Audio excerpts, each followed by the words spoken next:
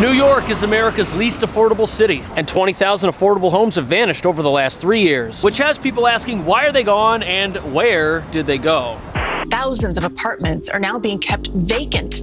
New laws meant to limit rent increases and protect tenants in the city could actually be having adverse effects.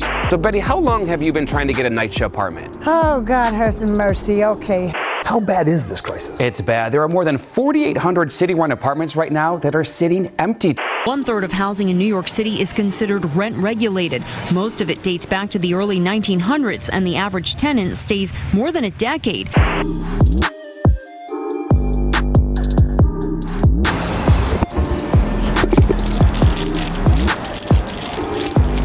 These keys are going to help us learn what's happening to these apartments and where they're going. But before we head inside and have a look at the reasons why 1 out of every 10 rent-stabilized affordable homes have vanished since 2020, it's important to understand why these apartments are so sought after and what the city may have done to accidentally encourage landlords to try and get rid of these places. Being a special ed teacher, this rent is super comfortable for me. I'm endlessly grateful that I have this. It's the hugest blessing of my life because I would not be able to afford an apartment of this size on my teacher's salary. So here we have someone who's living in an apartment with similarities to the one we're about to check out, except for the price. Hers is a lot cheaper. That apartment's large, it's cheap, and at the time of that video, it was priced at $1,300 a month. And anyone living in a $1,300 apartment in this city will tell you that that is a housing miracle right there. And the person living there, she's a teacher with a part-time interior design job. And here's the thing, a teacher's salary in New York City, $65,000 a year starting pay, and without that rent-stabilized $1,300 apartment, she wouldn't have anywhere to live. Studio apartments in a building like this are gonna cost more than $3,000 a month, and that's why stabilized apartments are such a game changer. And having one allows people to live within their means to a greater degree than living in a market rate apartment like what's in this will ever let you do. But even though every renter in New York City wishes they had a rent-stabilized apartment, landlords are much less enthusiastic about them. And that's because if a landlord owns a stabilized apartment, it might be worth more than $1,300 a month, but they can't charge more than $1,300 a month. And that has a lot to do with why these places are disappearing.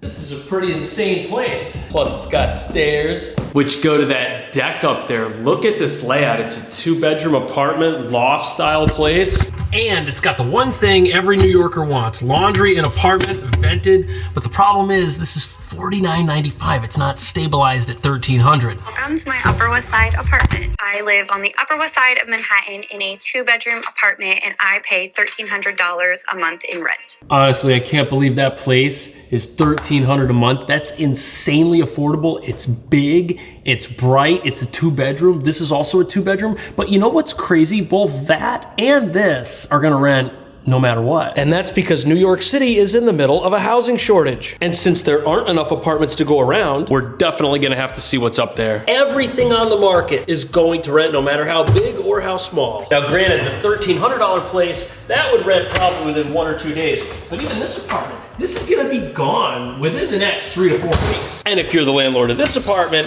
it's gonna be worth waiting those extra few days, or weeks rather, because you're gonna get so much more money a month in rent. And in fact, over the next year, this apartment is gonna collect $60,000 of rental income, but the cheaper apartment, $15,600 is how much rent that's gonna collect over the next year. And although this apartment's been free market for the last 10 years or more, landlords who still have stabilized properties, they're doing everything they can to get those to market rate, or at least they were until the city made it illegal.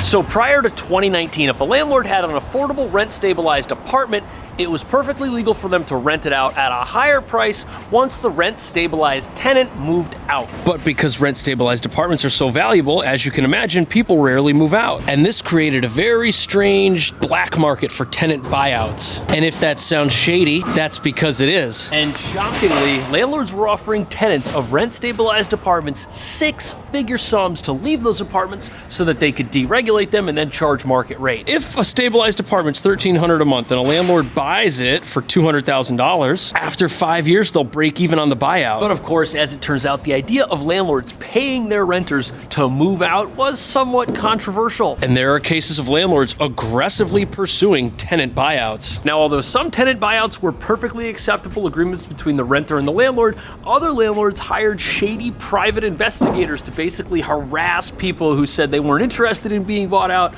until they eventually caved in. But new laws passed in 2019 made tenant buyouts illegal because those laws actually made it illegal to deregulate a formerly regulated apartment, which essentially means that even if a landlord and a tenant wanted to go through a buyout process together, that was now illegal because the landlord still had to keep that apartment stabilized. Now, the city had hoped that by making it illegal to deregulate an apartment, it would mean that more regulated apartments would remain available for people to rent. But critics say the opposite has happened because these laws have forced some landlords to get more creative to get around them, while others are simply still breaking them, but they got caught. Attorney General Tish James says Inc. Property Group bought dozens of rent-stabilized buildings and illegally forced out tenants. This company made quick cash by preying on vulnerable individuals and families. That's actually from about a year ago, and those landlords were still doing buyouts very aggressively after the laws were passed. But according to this article, 10% of New York City's affordable housing stock has disappeared, and those apartments are no longer being reported. And that's because tenant buyouts aren't the only way landlords are earning more money on apartments that are supposed to be affordable.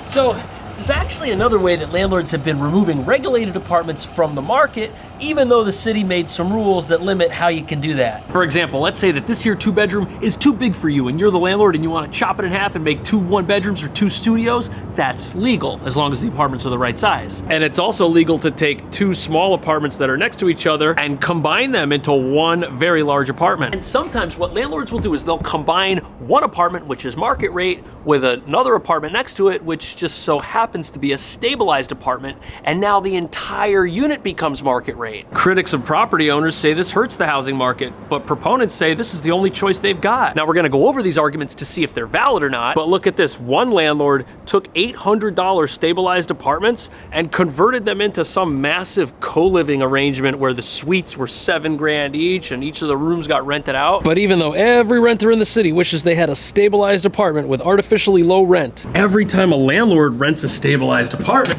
it's gone from the market completely. And because that apartment was rented at a discount, it makes the other apartments more expensive. At least, this is what some landlords are saying.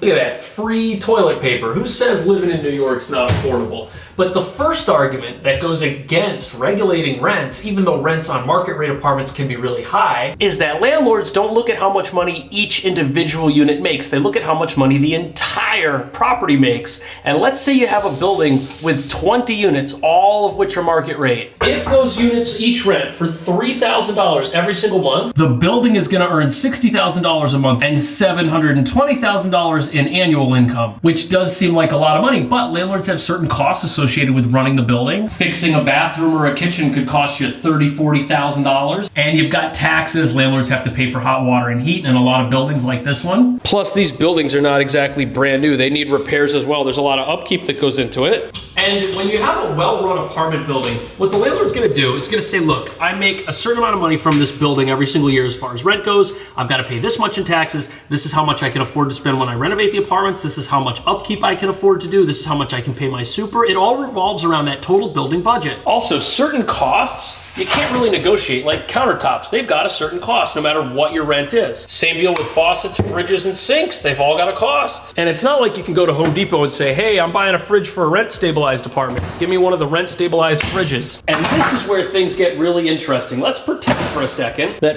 5 of the apartments in our example building are stabilized. This would mean the landlord has 15 market rate apartments and 5 that aren't market rate. And if the rent on those 5 stabilized units, let's say those are $1,000 apartments. Everybody would love to have one of those, but now the revenue on the building goes from $720 a year to $660 a year. And it means the only way for the landlord to get that $720 would be to raise the rent on the other 15 apartments, which means that instead of charging $3,000 a month for every apartment in the building, the landlord would have to charge $4,000 a month for the 15 free market apartments. Now, yes, a property owner could try to cut costs. If you buy cheaper microwaves and the apartments are less nice, they won't rent for as much money. And if you tell your super that you're gonna pay him less money because your building doesn't earn as much money, he's gonna go work for somebody else. And when you look at the numbers like that, it makes perfect sense that landlords would wanna have as few stabilized apartments as they possibly could. And most landlords, they don't wanna overcharge their tenants, but they wanna be able to break even on the buildings, and they wanna be able to make enough money so that they're excited to keep being a landlord. And even though not every landlord in this city is a saint, like anyone else, if they feel like they're being underpaid, they're gonna quit their job and go do something else. I used to live in a rent-stabilized apartment in Queens, and my rent was $18.75 a month. And my landlord, we had a good relationship at the time. He told me other apartments in the building were going for as low as $900. The whole building was pretty much stabilized. And for that reason, he said he was looking to sell the building because he just wasn't making as much money as he'd hoped. And even though I thought the apartment that he gave me was pretty nice, he could only get so much money for it a month. This doesn't mean you should necessarily feel bad for your landlord, but it does mean there's a cost for pretty much everything in housing. And that's why a lot of people say there shouldn't be profit in housing. The government should own all the housing, and the government should give people apartments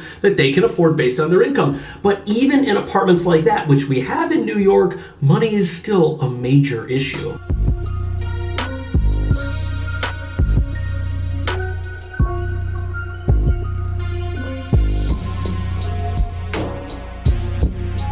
There are more than 4,800 city-run apartments right now that are sitting empty tonight, a number that more than doubled over the last year. So this report is about houses in the New York City Housing Authority system. In fact, NYCHA is the largest public housing system in the entire United States. And its goal is to supply affordable apartments to New Yorkers who aren't able to afford the city's insane rents. Which, to give you an example, this building over here, these are market rate apartments, $5,400 a month for a 1-bedroom apartment, which is insane when you consider that the apartments across the street in NYCHA cost 10% of that, around $550 a month in rent. But even though these apartments are so much less affordable than these apartments, NYCHA's affordable apartments are disappearing as well, which shouldn't be happening because they're owned by the city and they have no incentive to get rid of them. But nevertheless, that's the case. And right now, NYCHA has 4,800 empty apartments that no one can live in. And believe it or not, 4,800 apartments, that's enough units to fill an entire Empire State Building with people. And this has people really confused as to why this is happening. When someone moves out of a NYCHA apartment, it's taking longer for it to be fixed up so new tenants can move in. Their turnaround time went from 120 days 2 years ago to 412 days now. It's almost tripled. That's insane. Over 400 days to renovate an apartment? That's longer than a year. And this means that even the city of New York, in its own apartment buildings, is still contributing to the housing crisis. And even though landlords who might own a building like this, which is right next to the NYCHA building, you can bet that they're renovated in as little as 1 day. And if they need lots of repairs, maybe a couple of weeks. And wait till you hear how long New Yorkers are waiting to get a spot in a NYCHA building. Betty, how long have you been trying to get a NYCHA apartment? Oh, God have some mercy. Okay. She hasn't been waiting for weeks or months for a subsidized apartment, but years, more than 6 years. It's really, really frustrating. So you live in one of the city's buildings? Correct. How long did you wait to get a spot in the city's buildings? I've heard people waiting for several years. Actually, I was in the list for 8 years. 8 years? 8 years. I put my application in 2010, and I finally got it the end of 2018. Wow. Yeah. And the wait list for a spot in NYCHA? 240,000 people. And the point of this isn't to bash NYCHA. No, it's just interesting how both the private housing market and the government housing market fall apart for the same reasons: lack of money or not enough money. In order to fund their apartments, landlords charge rent that the market is willing to pay. But in the case of NYCHA, they're not making their money from rent collection. They get their money from the government and have to fund the building that way. And the money's got to come from somewhere. It can either come from the people who live in the apartment and pay rent for it, or it can come from the rest of society. But it takes money either way. And remember, renovating a kitchen or a bathroom here costs the same amount of money as it does over here. Those stoves and appliances cost the same. And the workers are going to cost the same. You're not going to work for the city and take less than you'd make with a private landlord somewhere, just like a private landlord with stabilized apartments can't pay you less because they don't make as much. And since NYCHA can't get the same resources that a private apartment building can, that's why it's taken the city over 400 days to turn these into livable apartments after somebody moves out. Maria Arnold says she'd invite us in, but the place is a mess. Take a look at the photo she took. Yes, that does appear to be black mold. The result, she says, of a leak upstairs that the housing authority took years to fix. Okay, if a private landlord did this and told somebody to pay the same rent on the lease for a place with mold, they'd be crucified as the greediest landlord in the entire city. But if an apartment has extensive damage like mold, it can take a long time to fix up that apartment. And part of the reason that it has mold is because it wasn't being properly maintained to begin with. And this is where cutting back on resources and cutting costs because of a lack of money hurts everybody. No one is benefiting from a 400-day wait time to get an apartment to live in. Yet that's what happens if you don't have enough workers to fix minor repairs. They become major repairs, and now nobody has a place to live. Also, some landlords with stabilized apartments, they don't rent their apartments out because they say they don't have the money to fix them and get it back by renting it. But the exact same thing is happening here. You have an apartment that's vacant because the city doesn't have the money to fix it. But even these sorry little buildings over here, you can bet the landlords of these, if those are market rate places, they get them renovated as quickly as they can. But the byproduct of this is nobody can afford to live there. And at the end of the day, that brings us back to square one. We've got a housing shortage. We either don't have enough apartments for everybody, and some people have to pay amounts that are unaffordable, or everybody has to pay an amount that's unaffordable because we don't have enough apartments for everybody. And if you want to know the reason for that,